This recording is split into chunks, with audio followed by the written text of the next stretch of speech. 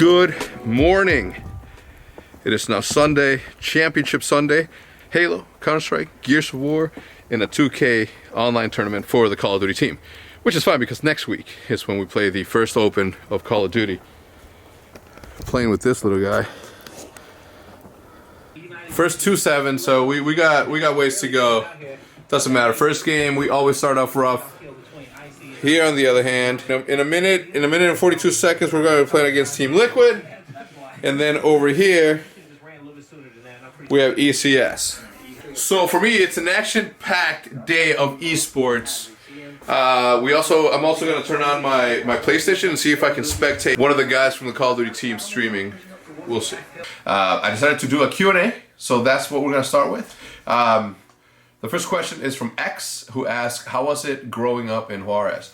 It was good, but it was good. I don't think I could ever trade my childhood for anything. Back in those days, we were kind of poor, so we had limited amount of toys or limited amount of entertainment, physical entertainment. So what we would do is we would make shit up. I'll give you an example. We had to use our imagination to make shit work, and I think that I'm gonna make a separate video of that, maybe in a different vlog, a separate video of the toys that we used to make ourselves to entertain ourselves, obviously, because it was, when you don't have toys and when you don't have different toys, you make shit up. You use your imagination, and it is why, right?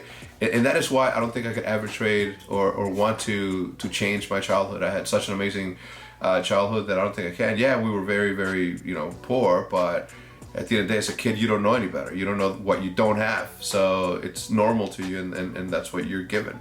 But yeah, it was amazing childhood, man. I wouldn't change it for the world. Second question comes from Savage. Any worries about the Halo and Counter-Strike team after yesterday's losses? I don't understand why people, they ask, any worries in terms of what? That they don't know how to lose? They've lost before. That they're gonna get mad at each other for what? They've lost before. We have lost before. So no, I'm not worried. It's a part of the game. You win some, you lose some.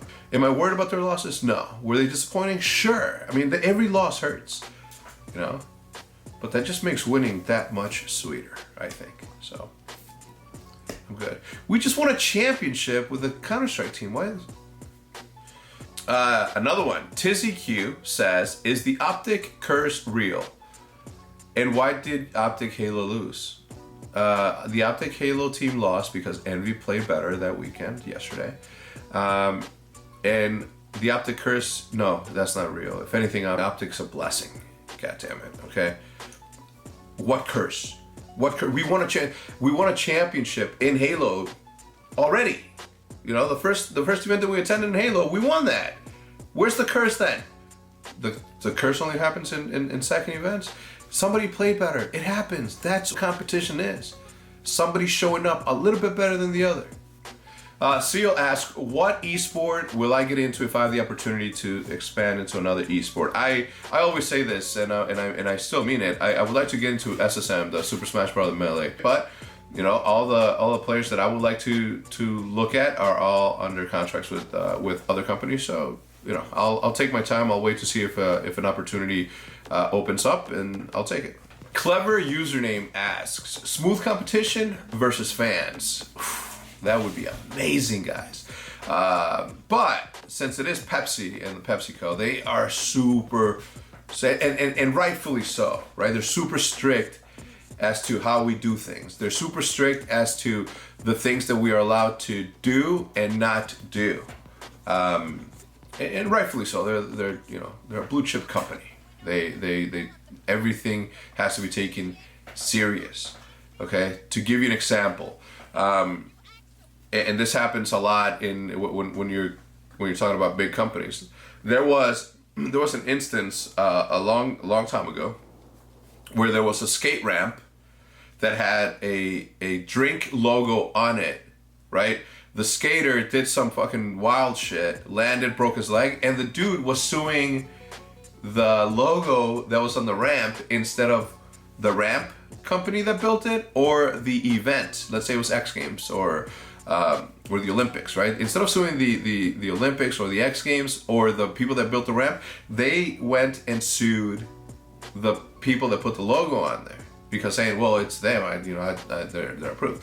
So, rightfully so. When you have a lot of money, as these blue chip companies do, everybody tries to get something. So, no, Smooth versus fans, I don't think that's a possibility, but we are thinking of maybe having a live spectating audience for a Smooth competition. Maybe. I don't even think I'm allowed to talk about it. Actually, nobody tells me if I'm allowed or not. God damn it. Okay, we're working on that. Hopefully that becomes a thing. Ninja Monkey 3600 asks, what's your favorite team? Gears of War, Counter-Strike, Halo, or Call of Duty? You know how your mom says that they don't have a favorite child? Okay, I have 3 siblings. Okay, it's me, my younger sister Bianca, who's a year younger. Then there's my brother Pedro, who you guys know as Kim Jong-un, and then my sister Genesis. Look, as a parent, you're not allowed to say who your favorite is. Okay, but I know for a fact. Okay, because they wink at me. Okay, my mom and my dad wink at me when they say like that they don't have any favorites. Okay, obviously I'm their favorite. I'm their firstborn. Okay, they've known me the longest. They like me more than they like my little sister or my brother or my other sister. Okay, so if I was to rank them simply because I've known them the longest, okay, it's my Call of Duty team, I practically live with those dudes, and then I would have to say Counter-Strike, and then Gears. Right, because they've been with me for about 6 months, and then obviously the Halo Squadron. Even though I've known the guys in Halo a lot longer and have had more interaction with them, so I don't know. I think I'm gonna have to say, I don't know. There's really nothing because I've hung out with all of them, and I hang out with all of them, But if like they were hanging off a cliff and I had to pick, let's move on. Let's move on from this next question. Kostoff TK. What do you think of the other guy that vlogs from esports? I think Hitch is doing a very good job, man. I think Hitch has one of the most quality edited vlogs out there. So yeah, that's I think he's doing a good job. Thank you for asking. Kingdom Soldier, 4 finals in 1 day for Optic. What did that feel like? It felt good, brother, and good to see you around. I don't know why you stopped doing the sticks, and I don't know why you stopped doing what you were doing. And I don't want to hear no bullshit about you're busy, okay? Okay? So stop it. Get on the mic. Get on the camera. Tell goalie to do something. It was good. I sat here and I watched everything. I fell asleep watching Crim 6 be in the competition. I think they were like one game away from winning it. So it was nice to wake up to see them win. I don't take that much into account when it comes to online games because when we lose we say it's an online game. It was an online tournament, so I don't know if I can consider that like a true event. I'll wait to see what happens next week on LAN.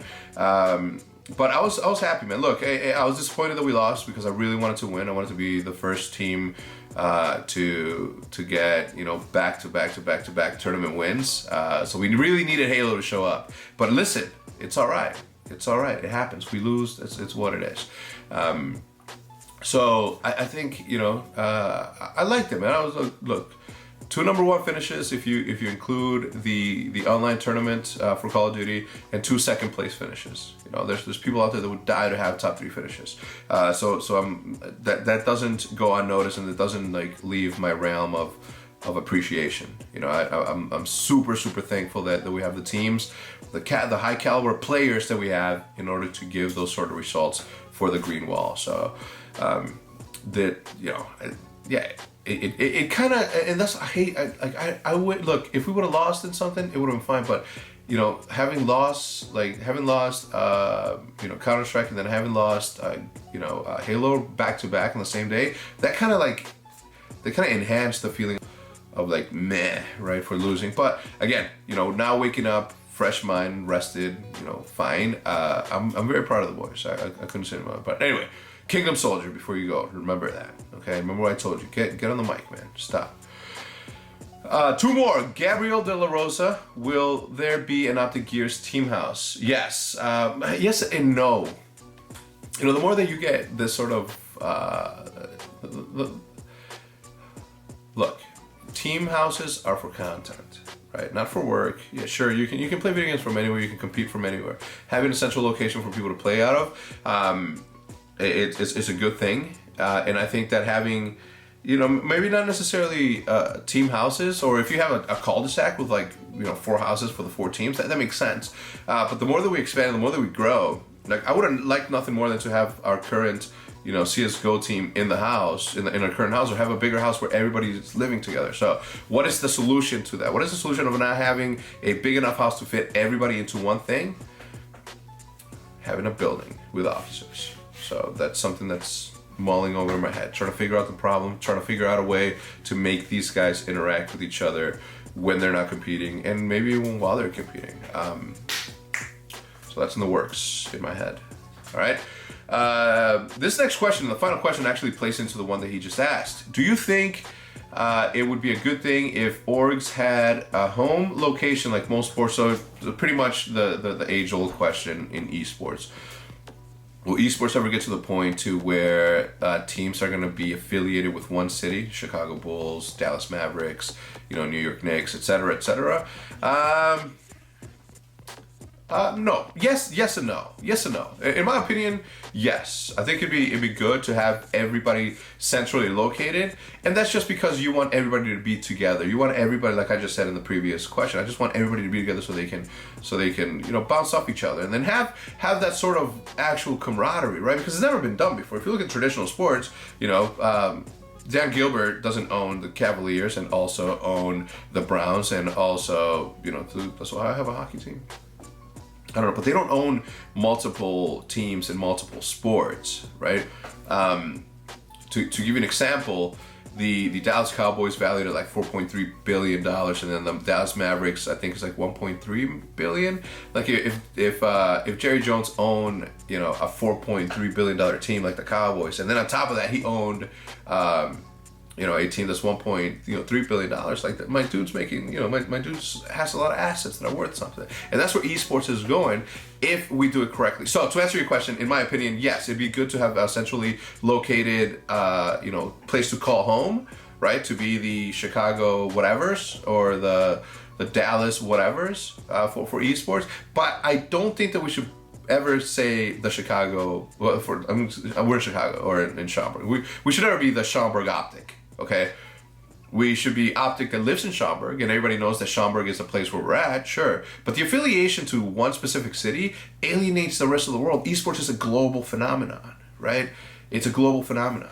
So, to alienate people because they're, a rival city is stupid. No, the Green Wall has bricks from everywhere in the world, and I would like to continue to have it that way. Just the way it is. Anyway, that's gonna do it for this video, guys. Thank you for tuning in. If you guys enjoyed it, please remember not leave without leaving a like. I apologize for the vlog to literally be only 2 seconds long, but I couldn't go anywhere. All right, I'll see you guys tomorrow, and usually as per usual, same day.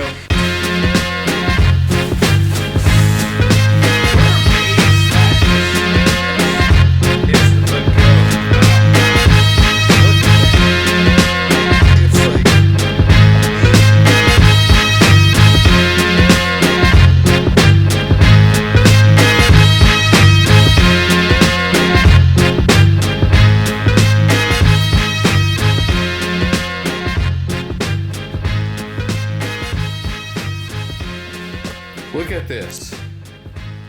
It's insane. Holy crap. The only problem is that